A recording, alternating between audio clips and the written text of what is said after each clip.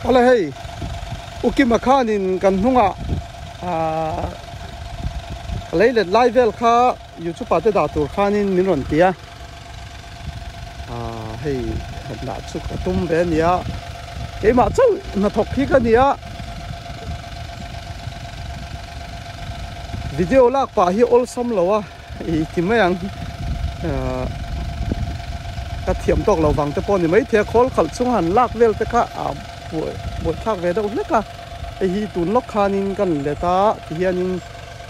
avadip ngal veka chuanin chu rol hal vek bokani hei hal hi kan tilang chianga hela he control na oma hi koi tho khol chung chang chu hei ai in che zok ringa hei hianin ala in chu vel chu kalak tirani hi hianin so hianin ha hi oma hena ha hi oma hi hianin alle ta fodi vek boka chuan hemi hianin avoper vaktur kha dala chuanin hai rol hal achul mam hal boka hian hetiang hian chuanin thuk ve in chiruk bor velani khalu chuanin ka thlai thak dan hi hianin alang sar dawanga enila anlen ma hianin man rote kala nei kim lawa sumle pai te kan la nei tok lawa hianin kutnen ka ti vek maya free ka pota ti khan hian ti torza hey hianin atlar hianin hi an thur sen lakher an thur te pok an tia chuanin chimbong te lamdan kha chu kho khat le ram khat le veng khat kha ain ang lo vek theya kha chu hi mani lamdan dan ni se chimbong te an thur sen ti te lakher an thur ti te kha veka hi he tiak thakop mai mu thiam em tlai lamania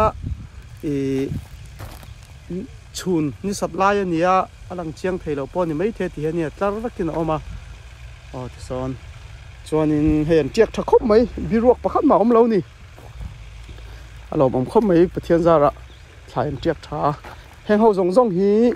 an thur sen ka ti mai anga lakher an thur ti ka an oma chuanin ke ni he lama barma lampang tong chuanin chimbong an tia ma se chimbong ti takhi chu mi zo tong ani chiang lawa zo na thlak tong po ni lawa kol tong ani Burmese tong ti tur nge kha chu nial du ta da nial theyanga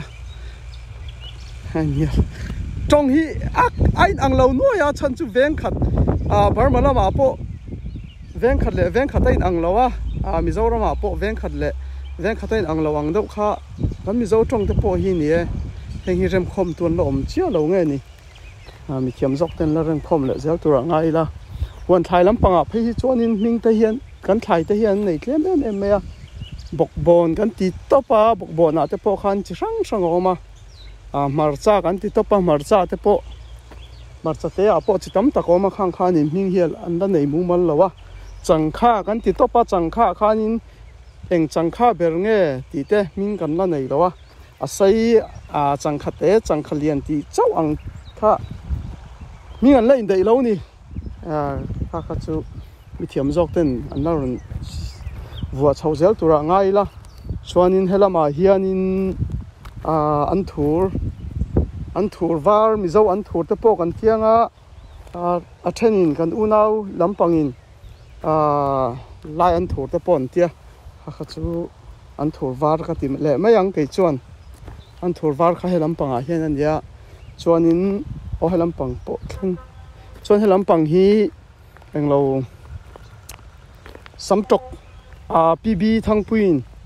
tokma ya tiang ho kha an ya kapol do le ka samtok hi tokmai le samtok pa nga yang kha kapol ani chu hi kan hung ka ra ka phun ania an ron nung chuak don chan ani chuan helam pang hi kar ni nan ni to hei an nung tha to khop maya hei po hi makar lama chuan thlo an hun le tong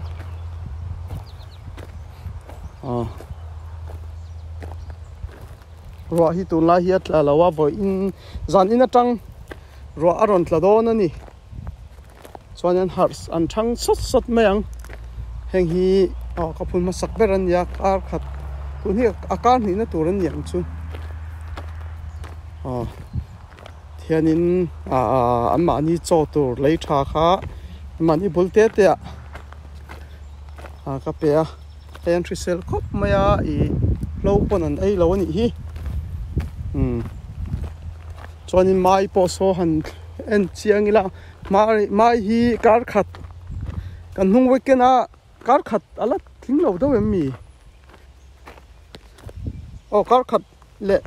kar ni chu la tling lo hei an lo tiak tha khop mai that ta ka ni biruak pom lo ni hi hei mai an pon thale don khop mai hei ke pon ka wat thangai lo wa kan huan hi hei muang hian ka huan siam tur hi azaw le khop mai pathian zara so ta tek tor om na kha ni ta he lama hianin tu ni samtok hi kung sang ni dau tho ka phun to he lama hian sang thum vel dau tho so lam so phun le ka tuma kung sang thum bor vel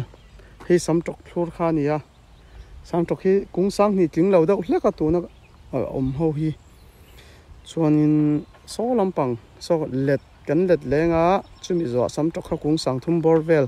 phun thei ka bai sei le ni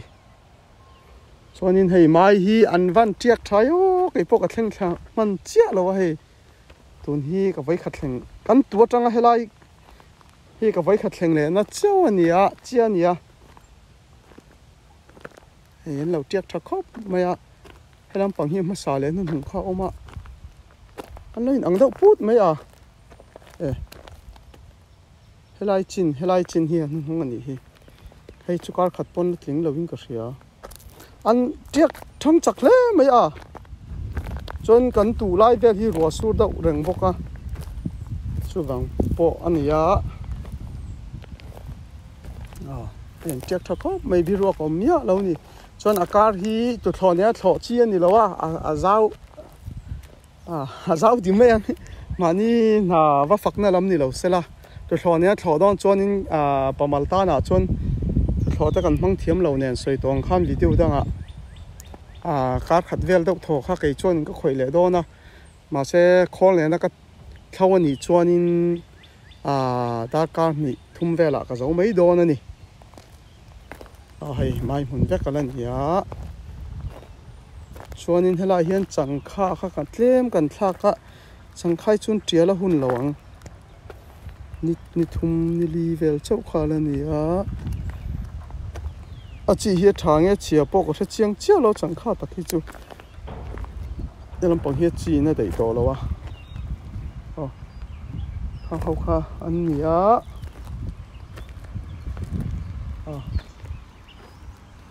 kher tur em chu la om chia lo ani pathian zara kan damanga rote zan ina tang ron tladona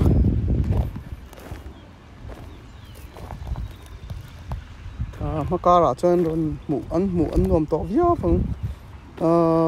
an thur var hi khoi lai thleng nge ni helai hi an thur var la nia hei an thur var an thur sen hi ka va ka sang lo ve te lai chuan lai thleng chuan ni to lo lekin an ron dian anga a hria sang ve mai ang a hria sang chia lo ni he en tek tha khop mai an la telu to ka na pui pon la nei lawa hei an thur var le sen kha kala sa thei chia lo ani biruak om lo in hei an tek tha khop mai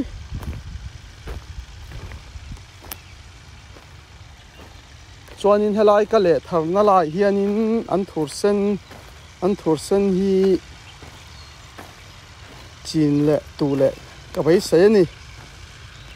zanina ro sur don a zain tlaya han le zawanga chen thui ka potanga ka tu le thei ka bai se ya